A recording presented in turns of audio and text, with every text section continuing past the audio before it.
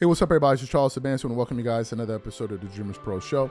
We cover everything from sports, hot topics, classic debates, entertainment, and we give you guys a fresh perspective on things and how we see them.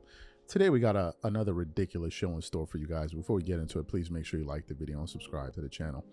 Now, look, you know that there are a lot of jokers out there in sports media that have made it their business to go out there and try to tarnish the legacy of Michael Jordan. And these guys go up there and they pose like they're trying to give some unbiased opinion, but really these guys all have an agenda. Most of them are LeBron guys, but they try to masquerade as independent voices in sports when in reality they're not. One of those people that tried to pull this off for a number of years and has pulled it off successfully is Nick Wright. Now, Nick Wright made his big television debut on Undisputed. If you hear any noise in the background, they're doing construction, so just please ignore that. He made his big television debut in 2016 or 17, where he went on Undisputed with Chris Carter at the time and Shannon Sharpe and Skip Bayless, and said that in 2016, after LeBron won his third title, he became the greatest player of all time. That's when you knew, that's when you knew that you should never take a single syllable that comes out of Nick Wright's mouth seriously. He said that. And that was his big entree into the sports media world. That's really when we heard of him. In fact, that is still his most viewed segment on YouTube. Has millions and millions of views. That's Nick Wright for you. And ever since then, it's been one ridiculous thing after another. Now, a lot of us have kind of pondered whether or not Nick Wright was affiliated to LeBron James. But then one of his colleagues that works at FS1, Doug Gottlieb, hope I pronounced his name right, actually exposed Nick Wright on live TV, on Fox Sports Radio, and said that Nick Wright is actually represented by Clutch Sports. So for those of you who may not know that and think Nick Wright is just this independent voice in media and just calling it like he really sees it, we have a rude awakening for you. Take a listen to Doug Gottlieb here, basically expose Nick Wright for who he really is. Here's how I operate. I will, and we have, what does the Fox say? That's on our In the Bonus podcast, which you can download. It goes live right at 5 on the East Coast, 2 on the West Coast. And we play for you a portion of a previous show on Fox Sports Radio or Fox Sports 1, and then we talk about it.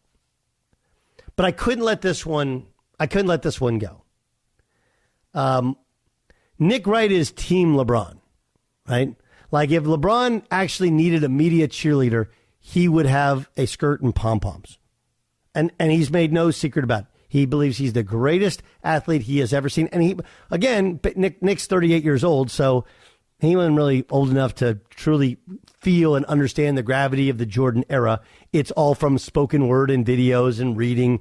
He's a really bright guy, and he's on First Things First, which I think airs right about now on Fox Sports 1. Matter of fact, he's actually repped by Clutch Sports. So he's almost like he can do damage control. And it's not like I think LeBron picks up the phone and says, hey, got my back. But any possible chance of pointing out something negative about Jordan or positive about LeBron, he takes advantage. So I don't know if you guys have seen, there's this internet story that Jordan is selling the team because he shorted the GameStop stock to the tune of $500 million.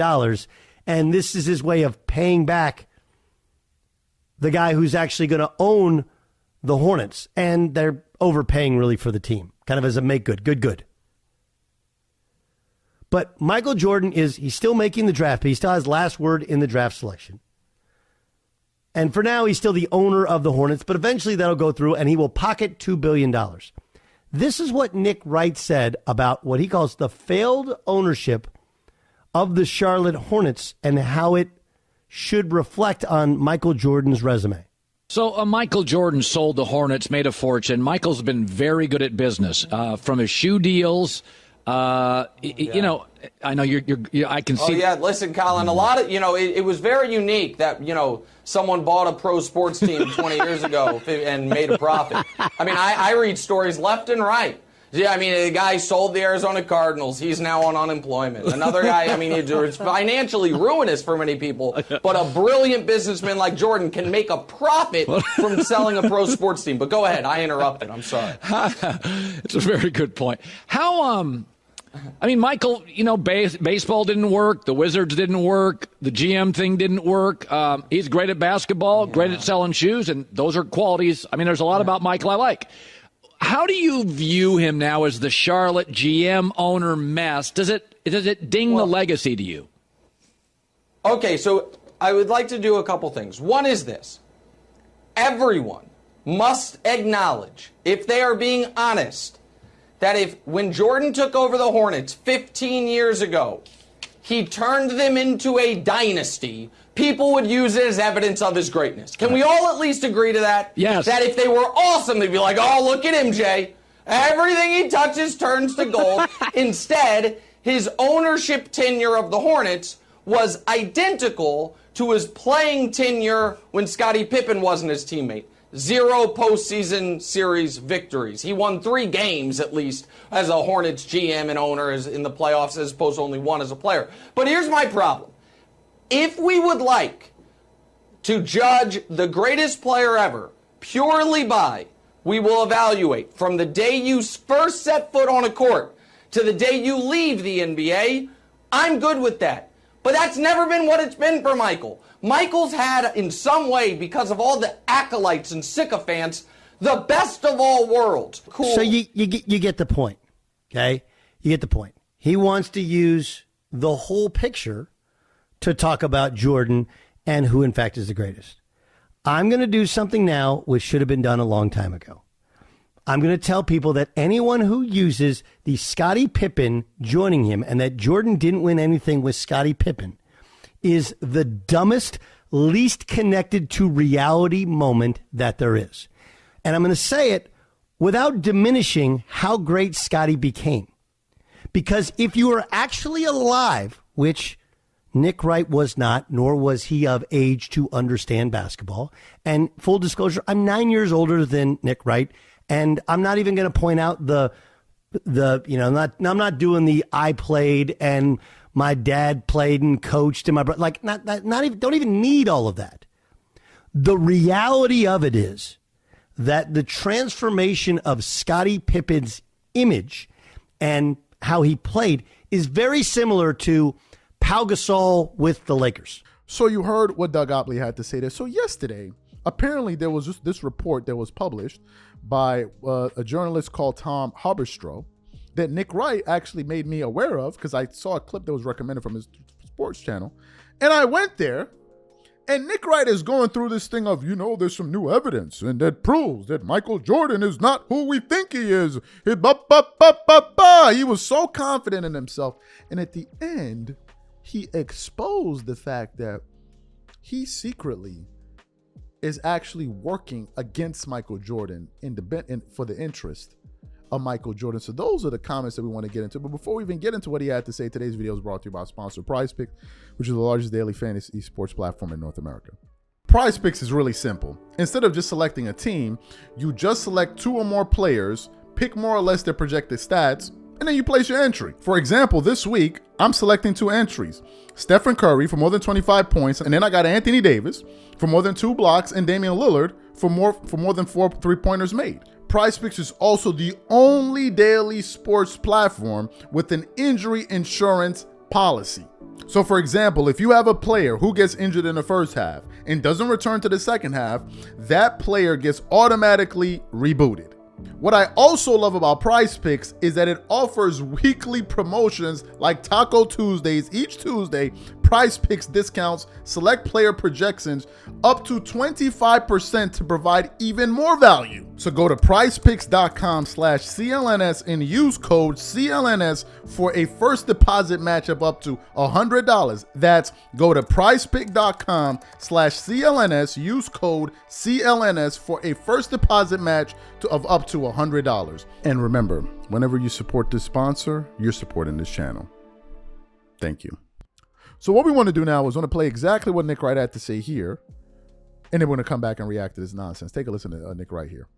Get the Pulitzer Prize ready.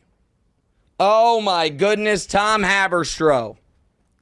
Yahoo Sports, a 6,000-word opus with first-hand video evidence of something we've also always suspected, but Tom has blown the lid off it. Michael Jordan's 1988 Defensive Player of the Year award, Fugazi. fraudulent, inflated stats. How about this from Haberstroh on Yahoo Sports? Just dropped. So Michael Jordan recorded the largest home road splits in Defensive Player of the Year history. So what does that mean? So Michael Jordan, that year that he was chasing the Defensive Player of the Year award on the road, when there was seemingly, a neutral scorekeeper, he averaged 3 steals and blocks a game, or per 36 minutes stocks. But at home, those numbers jumped to 5.5. Now, was he just better at home than on the road? Is that common? I don't know. It's a difference of 182%. Say it again, DeMonte. How many ass stocks was he getting? Oh, I don't know how many ass stocks, but this is just Defensive Player of the Year, so it's just the stocks, just steals and blocks. Tom Haberstroh got full game footage. How about this? Full game footage where he could watch and track every single play of 6 Jordan home games in 1988. The game film in those 6 games, Michael Jordan had 12 steals. The home box score, how many extra steals could they have given him? 2, 3? He had 12. The box score, 28! There was a game where they credited Michael Jordan with more steals than the other team had turnovers. Might put a little different hue on the old GOAT conversation. Everyone should read it. It just dropped. It is Sports Pulitzer, Tom Haberstroh. This is you know what I call this? Real journalism. What a legend Haberstroh is. I haven't read it, but you might say, Nick, if you haven't read it and it just dropped a few minutes ago, how do you have all this info? I might have been aware that something like this was coming. I might have been behind the scenes consulting on the project. I don't know. Yeah. I'm just here for a fair and accurate reading of NBA history. That's all I want. That's all I've ever wanted. So you heard what Nick Wright had to say. The man just said that I may have had a part to do with... Listen, let me tell you guys what's happening here. What's been happening. These guys are all working for Clutch or affiliated with Clutch in some way. These guys' entire agenda is to prop up LeBron James and at the same time tarnish the legacy of Michael Jordan. This is their sole purpose whenever they discuss basketball. This is their sole purpose. Nick Wright has been at it for almost 10 damn years. Coming up with these ridiculous arguments and investigative reports that he comes up with and all of this nonsense and madness that he comes up with. Here's the thing, and here's the bigger point I want to lay bare. If Nick Wright is represented by Clutch Sports and all he does is go out there and try to take shots at Jordan's legacy, wouldn't that mean that Rich Paul and LeBron James actually are paying people to go out there and try to tarnish Jordan's legacy? What does that say about them? Why is it that they can't win on the merits? Why is it that they need to send out all of these media cronies to go out there and do their biddings?